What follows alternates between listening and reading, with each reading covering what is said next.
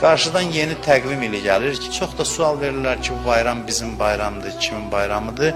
Təbii ki, bizim deyəndə müsəlmanlar nəzərdə tutulursa bu İslam bayramı deyil, amma bir yeni il təqvimi kimi gələn yeni təqvim ilini insan qarşılayırsa, bir-birinə təbrik edirsə ki, gələn ilin mübarək olsun, yeni ilin mübarək olsun, burada heç bir qəbahət yoxdur. Yəni, araşdıra bilərsiniz, baxa bilərsiniz.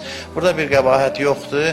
İnsan bir-birini təbrik eləsin, bir-birinin evinə ziyarətə getsin. Yəni, yeni il təqvim ili kimi 31 dekabr həm də dünya Azərbaycanlılarının həmrəyliyi günüdür.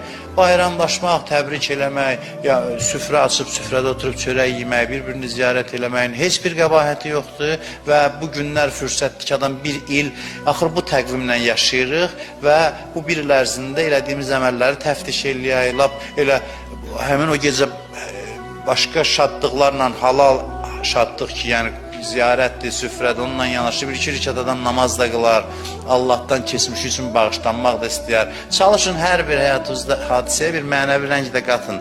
Bunu kiçiklərə, cavanlara deyirəm. Allah bu ili bizə uğurlu eləsin. Allah bu ildə bir dövlət olaraq, xalq olaraq, millət olaraq da uğurlarımızı bol eləsin, çox eləsin.